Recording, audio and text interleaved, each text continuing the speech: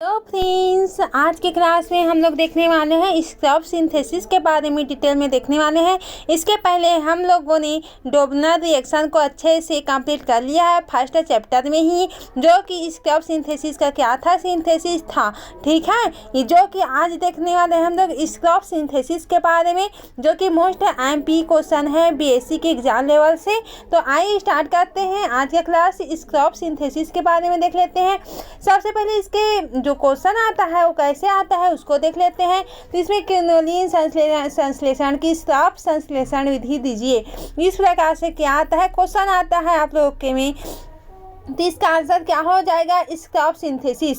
सबसे पहले इसके थ्योरी बेस को देख लेते हैं, फिर इसके स्ट्रक्चर बेस को देखेंगे। अगर इंग्लिश मीडियम वाले स्टूडेंट हैं तो उसके लिए अलग से नोट्स रहेगा, उन लोगों के लिए भी अच्छे से नोट्स बन जाएगा। स्ट्रक्चर को तो यहीं से बना लेना। ठीक है, अब देखने वाले हैं हम स्क्रब सिंथेसिस क्या है। एक क्लासिकल मेथड है। क्या होता है, क्लासिकल मेथड होता है। ठीक है, क्या होता है हम लोग का टू टाइप से मेथड होता है, क्लासिकल मेथड होता है, मैकेनिकल होता है, इस टाइप से। तो ये क्या होता है हम लोग का क्लासिकल मेथड होता है। क्विनोलिन को बनाने की, जिनमें एनिलीन, ग्लिसरॉल और गंधक अम्ल H2SO4, ठीक है, इसे क्या बोलते हैं, सल्फ्यूरिक एसिड बोलते हैं। और ऑक्सीडाइजिंग एजेंट, जैसे कि क्या होता है हम लोग का ऑक्सीडाइजिंग एजेंट के रूप में क्या यूज कर रहे हैं यहाँ पर, नाइट्रोबेंजीन की यहाँ पर आवश्यकता होती है। तो इसी को तो ही हम लोग क्या बोलते हैं, स्क्रब सिंथेसिस है। ये क्या क्या यूज हो रहा है यहाँ पर, फर्स्ट और रहा है ये हम लोग का प्रोडक्ट क्या प्राप्त हो जाएगा, क्विनोलिन प्राप्त हो जाएगा। और इसमें क्या क्या यूज हो रहा है, एनिलीन हो रहा है, ग्लिसरॉल हो रहा है, और क्या हो रहा है, कॉन्सर्न एसिडिक एसिड हो रहा है। ठीक है, H2SO4, जिसे अम्लों का राजा भी कहा जाता है, आप लोग जानते ही हैं। और ऑक्सीडाइजिंग एजेंट के फॉर्म में क्या यूज कर रहे हैं, नाइट्रोबेंजीन की यहाँ पर आवश्यकता हो जाती है।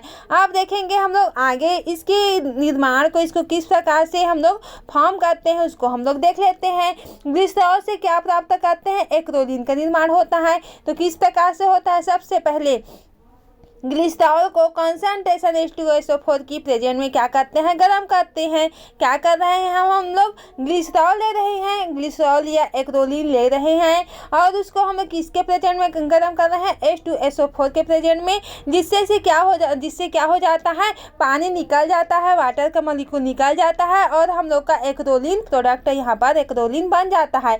तो ये क्या होता है, यह एक्रोलीन बहुत ही क्या होता है, रिएक्टिव होता है, बहुत ही आसानी से रिएक्ट कर जाता है, एनिलीन के साथ रिएक्शन करता है। अब क्या करेगा, ये एक्रोलीन तो हम लोग का बन गया है, ये एक्रोलीन। अब एक्रोलीन क्या करेगा, ये एनिलीन से रिएक्ट करके क्या बना लेगा, ये एनिलीन से रिएक्ट करके हम लोगों का बना लेगा क्विनोलिन। ठीक है, तो इस प्रकार से हम लोग का क्या होता है, इस प्रकार से हम लोग का ग्लिसरॉल से एक्रोलीन का प्राप्त यहाँ पर से हो जाता है। ठीक है, अब देखेंगे हम लोग क्विनोलिन, ये लास्ट प्रोडक्ट बनता है हम लोग का क्विनोलिन। किससे प्राप्त होता है, एनिलीन के जब रिएक्शन करवाएंगे किसके साथ, एक्रोलीन के साथ में, तो हम लोग का एक इंटरमीडिएट प्रोडक्ट बनता है। फिर हम लोग इंटरमीडिएट प्रोडक्ट को क्या करवाते हैं, ऑक्सीडेशन करवाते हैं। तो ऑक्सीडेशन करवाने के बाद हम लोग का फाइनल प्रोडक्ट जो होता है क्या बन जाता है, क्विनोलिन बन जाता है। तो एनिलीन एंड एक्रोलीन का रिएक्शन कराते हैं, कैसे कराएंगे उसको, एनिलीन जो कि क्या होता है, एक एरोमेटिक एमीन होता है। क्या होता है, एनिलीन बेंजीन के साथ NH2 को जोड़ते हैं तो उसे हम लोग एनिलीन बोलते हैं। तो एक्रोलीन के साथ जब कंडेंसेशन करता है, इसके बाद में क्या करवाते हैं, इसको साइक्लाइजेशन होता है, और उसके बाद क्या होता है, ऑक्सीडेशन स्टेप होते हैं, जिससे हम लोग का फाइनल प्रोडक्ट क्या बन जाता है, क्विनोलिन बन जाता है। अब देखते हैं आगे क्या होता है हम लोग का, सी जो होता है, ये स्टेप सी होता है, ऑक्सीडेशन और एरोमेटाइजेशन। ये किस प्रकार से होता है उसको देख लेते हैं। इंटरमीडिएट कंपाउंड को ऑक्सीडाइज करने के लिए नाइट्रोबेंजीन का यूज किया जाता है, और क्या होता है यहाँ पर, हाइड्रोजन एक्सेप्टर का काम करता है यहाँ पर। इसमें एरोमेटिक रिंग क्या होता है, स्टेबल होता है। हम लोग जानते ही हैं जनरली के जो एरोमेटिक रिंग क्या होता है, स्टेबल होता है, मोर स्टेबल होता है, क्योंकि बेंजीन में NH2 जुड़ा हुआ है, तो उसी को हम लोग क्या बोल रहे हैं, एनिलीन बोल रहे हैं। और अंततः प्रोडक्ट क्या बन जाता है हम लोग का, क्विनोलिन बन जाता है। इस प्रकार से रिएक्शन करवाते हैं। तो तो फाइनल प्रोडक्ट हम लोग का क्या बन जाता है, पूरी रिएक्शन में फाइनल प्रोडक्ट क्यूनिलीन प्राप्त हो जाता है, जो कि क्या होता है, एरोमेटिक हेट्रोसाइक्लिक कंपाउंड होता है। ठीक है, हेट्रो आइटम क्या प्रेजेंट होता है, NH2 प्रेजेंट होता है, और बहुत से औषधीय कंपाउंड की स्ट्रक्चर का बेस होता है कौन, जो हम लोग बनाते हैं, क्या बनाते हैं, क्यूनिलीन प्रोडक्ट। किसकी क्रिया करके, स्क्रब सिंथेसिस के द्वारा बनाते हैं। तो हम लोग के इसके क्या होते हैं, औषधि जो कंपाउंड होता है, बहुत से औषधि बनाने में इसका यूज किया जाता है एक्रोलीन का, इसलिए हम लोग इसे जनरली इसका पढ़ते हैं, समझते हैं। अगर चैनल में न्यू होंगे तो सब्सक्राइब कर दें, ताकि आप लोग को इसी तरह से BSc के नोट्स है और क्लासेस है अच्छे से डिटेल में मिलती रहे। अपने फ्रेंड सर्कल में शेयर जरूर से करें, ताकि उन लोगों को भी बेनिफिट हो सके। अब हम लोग इसके देखेंगे स्ट्रक्चर के बारे में। ठीक है, तो स्ट्रक्चर को देखेंगे, फिर हम लोग इंग्लिश मीडियम वाले स्टूडेंट के लिए क्या देंगे, नोट से देंगे। ठीक है, तो अब देख लेते हैं इसके स्ट्रक्चर को। तो यहाँ से तो आप लोग को अच्छे से समझ में आ गए होगा इतना से, जब वाटर मॉलिक्यूल को लीव करवाते हैं तो हम लोग को फाइनली क्या प्राप्त हो जाता है, एक्रोलीन प्राप्त हो जाता है। तो इतना रिएक्शन तो आप लोग को क्लियरली समझ में आ गया होगा। अब हम लोग इसके साइक्लाइजेशन, इसके जो बेंजीन के स्ट्रक्चर के बेस पे हम लोग इसे अच्छे से समझेंगे। ठीक है, तो सबसे पहले क्या होता है, बी यहाँ पर लेते हैं, एक्रोलीन की 1,4 स्थितियों पर क्या होता है, एनिलीन का योग होता है। ठीक है, क्या करवाते हैं यहाँ पर, एनिलीन का किसमें, यहाँ पर बेंजीन में। यहाँ पर तो हम देखेंगे ये हम लोग का क्या होता है, जो फाइनल प्रोडक्ट है यहाँ पर प्राप्त हुआ है उसी को हम लोग लेते हैं। तो ये हम लोग का क्या होता है, एक्रोलीन होता है। अब एक्रोलीन होता है तो इसको अब हम लोग किस प्रकार से रिएक्शन करवाएंगे उसको देख लेते हैं। ठीक है, ताकि आप लोग को इजीली सब कुछ समझ में आए, एक भी टॉपिक ना छूटे। इसलिए आपके लिए इंग्लिश मीडियम के लिए भी नोट्स अवेलेबल रहेगा, हिंदी मीडियम के आप लोग जो चाहे पढ़ सकते हैं। ठीक है, तो इसलिए मैं बोलती हूँ कि अच्छे से जुड़े रहें, ताकि आप लोग का जो पढ़ाई है अच्छे से पूरी होते रहे। तो यहाँ पर क्या होता है, हम लोग का NH2 है, एनिलीन, ये हम लोग का एनिलीन होता है। क्या होता है, एनिलीन होता है। अब एनिलीन होता है, अब इसको रिएक्शन करवाएंगे, किस प्रकार से करवाएंगे उसको देख लेते हैं। तो यहाँ पर क्या होता है, हम लोग का जनरली होता है जो NH2 का, जहाँ यहाँ पर क्या होता है, इसको हम लोग खोल के लिखेंगे हम लोग, तो N और H इस प्रकार से होगा। ठीक है, N और H इस प्रकार से होगा। तो ये यहाँ पर जो होता है, ये जो होता है यहाँ पर क्या होता है, अटैक कर लेता है। ठीक है, क्या कहा जाता है, अटैक कर जाता है। तो यहाँ पर जो NH2 होता है वो NH में कन्वर्ट हो जाता है इस प्रकार से। ठीक है, और CH2 से आकर के यहाँ पर से जुड़ जाता है। ये हम लोग का क्या होता है, डबल रिंग होता है। तो डबल रिंग जो होता है वो क्या होता है, सिंगल रिंग में कन्वर्ट हो जाता है। किस में कन्वर्ट हो जाता है, ये हम लोग का सिंगल रिंग में कन्वर्ट हो जाता है। और इस प्रकार से ये हम लोग का क्या होता है, CH2 होता है, और ये हम लोग का CH2 होता है। ठीक है, जो डबल रिंग है सिंगल रिंग में कन्वर्ट हो जाता है, और सिंगल रिंग होता है वो क्या होता है, डबल रिंग में कन्वर्ट हो जाता है। तो इस प्रकार से यहाँ पर क्या हो रहा है, हम लोग का रिएक्शन हो रहा है। ठीक है, तो क्या हो रहा है, रिएक्शन हो रहा है। अब रिएक्शन होगा इस प्रकार से, तो CH2 तो आ गया, और यहाँ पर क्या होता है, जो डबल बॉन्ड होता है फिर से ये क्या होता है, सिंगल बॉन्ड में कन्वर्ट हो जाता है, और यहाँ पर CH2 आ जाता है। ठीक है, क्या आ जाता है यहाँ पर से, ये जो होता है यहाँ पर तो अटैच हो गया, आप लोग को तो इतना क्लियरली समझ में आ गया होगा। NH है, ठीक है, यहाँ पर से CH2 है, ठीक है, और डबल बॉन्ड ये है, सिंगल बॉन्ड में कन्वर्ट हो गया। ठीक है, अब यहाँ पर से क्या होता है, यहाँ पर से हम लोग का जो CH2 होता है, यहाँ पर से जो डबल बॉन्ड होता है, तो CH2 यहाँ पर से हम लोग का आ करके लग जाता है, और CHO यहाँ पर से जो डबल बॉन्ड है, यहाँ पर से ये सिंगल बॉन्ड में कन्वर्ट होकर के यहाँ पर क्या आ जाता है,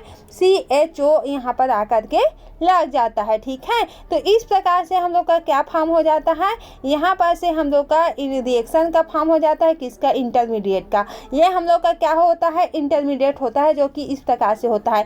कुछ नहीं करवाए हैं आप लोग, इतना याद रखना कि जो डबल बॉन्ड है सिंगल बॉन्ड में कन्वर्ट हो जाएगा, सिंगल बॉन्ड होता है और डबल बॉन्ड में कन्वर्ट हो जाएगा। तो डबल बॉन्ड के जगह में हम लोग CH2 जो होता है, H यहाँ पर से लग जाता है। ठीक है, और यहाँ पर से जो डबल बॉन्ड होता है किसके साथ लग जाता है, O के साथ, CHO यहाँ पर आकर के लग जाता है। तो इस प्रकार से रिएक्शन हो जाता है। अब देखेंगे हम लोग क्या देखने वाले हैं। पास और श्रृंखला का आर्थो हाइड्रोजन के साथ क्या करवाते हैं, कंडेंसेशन करवाते हैं। आर्थो हाइड्रोजन के साथ क्या करवाए, कंडेंसेशन करवाए। तथा 1,2 डाइहाइड्रोक्विनोलिन बनता है, जिसके ऑक्सीडेशन से क्या प्राप्त हो जाता है, क्विनोलिन प्राप्त हो जाता है। उसी को तो हम लोग देख रहे हैं। यहाँ पर क्या होता है हम लोग का, यहाँ पर से हम लोग रिएक्शन करवाए हैं ना, जो अभी हम लोग का इंटरमीडिएट प्रोडक्ट प्राप्त हुआ था, उसी को हम लोग इस प्रकार से लिखे हैं, ठीक है।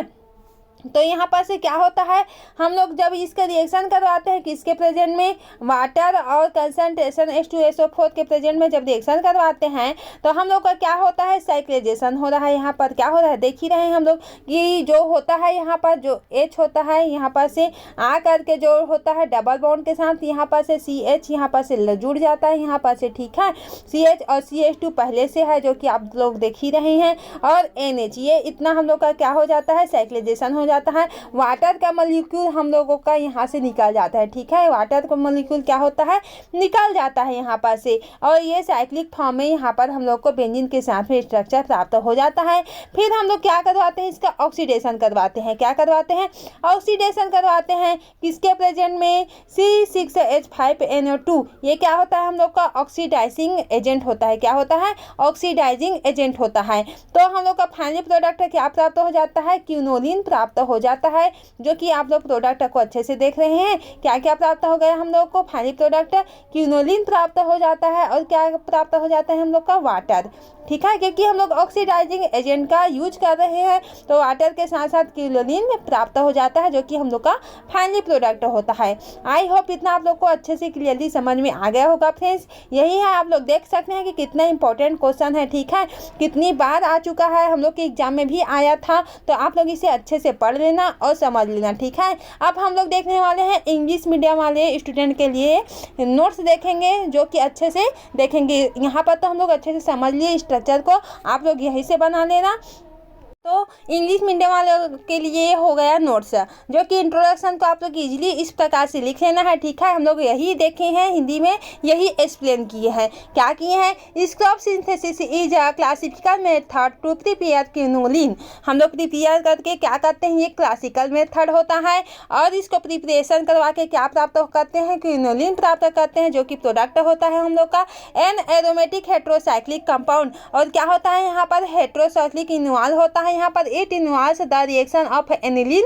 एनिलीन क्या होता है, हेट्रोसाइक्लिक कंपाउंड होता है, जो कि बेंजीन के साथ अटैच रहता है with glycerol in the presence of concentrated sulphuric acid. तो हम लोग क्या यूज कर रहे हैं, किसके प्रेजेंस में रिएक्शन करवाते हैं, कंसंट्रेशन H2SO4 के प्रेजेंट में हम लोग रिएक्शन करवाते हैं, and an oxidizing agent like nitrobenzene. तो यहाँ पर क्या लेते हैं, ऑक्सीडाइजिंग एजेंट के रूप में नाइट्रोबेंजीन का यहाँ पर यूज कर लेते हैं। अब स्टेप बाय स्टेप मैकेनिज्म को देखेंगे किस प्रकार से हुआ था जो रिएक्शन करवाए थे। तो फर्स्ट क्या करवाए थे, स्टेप फर्स्ट में formation of acrolein form glycerol. तो फॉर्मेशन हम लोग क्या करेंगे, एक्रोलिन का हम लोग फॉर्मेशन करवाएंगे, किसके रिएक्शन करवाएंगे, तो ग्लिसरॉल का रिएक्शन करवाएंगे, तो हम लोग को क्या प्राप्त हो जाएगा, एक्रोलिन प्राप्त हो जाएगा। तो एक्रोलिन क्या होता है, हम लोग का इंटरमीडिएट प्रोडक्ट होता है। तो glycerol is dehydrated removal of water. तो ग्लिसरॉल का क्या करवाएंगे, डिहाइड्रेटेड करवाएंगे, तो यहाँ पर से क्या हो जाएगा, वाटर रिमूव हो जाएगा by concentration H2SO4 to form acrolein. तो और क्या फॉर्म कर लेता है हम लोग का, यहाँ पर से एक्रोलिन का फॉर्म कर लेता है which is an alpha beta unsaturated aldehyde. तो हम लोग को क्या प्राप्त हो जाता है, अल्फा बीटा अनसैचुरेटेड एल्डिहाइड यहाँ पर से प्राप्त हो जाता है, ठीक है। ये हम लोग का क्या होता है, एक्रोलिन होता है, और एक्रोलिन से ये ही हम लोग का क्या होता है, अल्फा बीटा अनसैचुरेटेड एल्डिहाइड होता है। ये इस प्रकार से रिएक्शन होता है, ठीक है। अब देखेंगे आगे, हम लोग आगे क्या देखने वाले हैं, condensation of acrolein with aniline. अब एक्रोलिन के साथ में क्या करवाते हैं, रिएक्शन करवाते हैं, किसके साथ में, एनिलीन के साथ में। तो एक्रोलिन रिएक्ट विथ एनिलीन। अब एनिलीन क्या करता है, एक्रोलिन के साथ में रिएक्शन करता है through a condensation reaction to form a Schiff base like intermediate. तो हम लोग का कंडेंसेशन रिएक्शन करवाते हैं, तो क्या फॉर्म होता है, एक इंटरमीडिएट लाइक बेस प्रोडक्ट यहाँ पर से फॉर्म हो जाता है। अब स्टेप थर्ड की बात करते हैं, तो हम लोग देखे थे ना, इस प्रकार से हम लोग साइक्लिजेशन ऑक्सीडेशन रिएक्शन के द्वारा यहाँ पर से इस प्रकार से रिएक्शन में प्राप्त किए थे। तो ये हम लोग का साइक्लाइजेशन हुआ था। यहाँ पर से intermediate undergoes intermolecular cyclisation to form a dihydroquinoline structure non aromatic. तो इस प्रकार से हम लोग का क्या होता है, जो आता है इंटरमीडिएट प्रोडक्ट आता है उसको हम लोग साइक्लाइजेशन करवाते हैं। तो साइक्लाइजेशन करवाने के बाद हमें हम लोग का क्या फॉर्म हो जाता है, डिहाइड्रोक्विनोलिन स्ट्रक्चर हम लोग का प्राप्त हो जाता है, जो कि क्या होता है, नॉन एरोमेटिक कंपाउंड होता है। अब ये स्टेप 4 की बात करते हैं। तो हम लोग क्या करवाते हैं, अब जो रिएक्शन में क्या प्राप्त हुआ है, डिहाइड्रोक्विनोलिन प्राप्त हुआ था इंटरमीडिएट का, उसका क्या करवाते हैं हम लोग, ऑक्सीडेशन करवाते हैं। द डिहाइड्रोक्विनोलिन इंटरमीडिएट इज ऑक्सीडाइज या टिपिकली यूजिंग नाइट्रोबेंजीन। क्या करते हैं, नाइट्रोबेंजीन को हम लोग यूज करते हैं, जो कि ऑक्सीडाइजिंग एजेंट के रूप में फॉर्म कार्य करता है to form full aromatic quinoline. तो हम लोग का क्या फॉर्म हो जाता है, एरोमेटिक क्विनोलिन का फॉर्म हो जाता है। अब क्या करवाते हैं, डिहाइड्रोक्विनोलिन प्लस ऑक्सीडाइजिंग, यहाँ पर ऑक्सीडेशन करवाते हैं, रिएक्शन करवाते हैं। तो फाइनली क्या प्राप्त हो जाता है, क्विनोलिन। तो आप लोग जो हम लोग स्ट्रक्चर देखी है, समझे मैकेनिज्म को, उसको आप लोग अच्छे से बना लेना है। इसको तो बनाना ही है, साथ में स्ट्रक्चर को भी ऐड कर लेना है, क्योंकि स्ट्रक्चर मोस्ट एमपी है। ठीक है, इस प्रकार से थ्योरी वैसे तो लिखेंगे ही, साथ में स्ट्रक्चर को भी, सिंथेसिस रिएक्शन को भी डिटेल में लिखना पड़ेगा। आप देखेंगे आगे हम लोग रिएक्शन कंडीशन की बात करते हैं। तो यहाँ पर क्या होता है, एनिलीन होता है, ग्लिसरॉल होता है और कंसंट्रेशन H2SO4 का यूज करते हैं S acid catalyst plus dehydration agent. Nitrobenzene क्या होता है हम लोग का,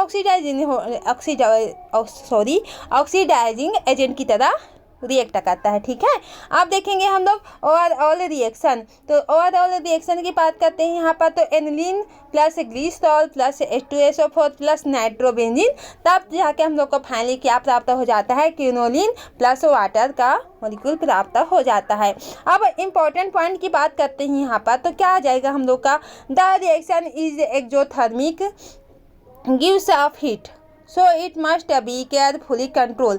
हम लोग को अब क्योंकि हम लोग एसिड का यूज कर रहे हैं, तो हम लोग को केयरफुली तो रहना ही है। ठीक है, सब कुछ को केयरफुली करना है, क्योंकि concentration acid, concentration sulphuric acid क्या होता है, बहुत ही क्या होता है, एसिड होता है। ठीक है, तो हम लोग को सबको केयरफुली यूज करना है। Side reaction like sulphonation can occur due to strong acidic medium. तो इस प्रकार से हम लोग का क्या प्राप्त हो जाता है, फाइनल प्रोडक्ट है क्विनोलिन प्राप्त हो जाता है वाटर के साथ में।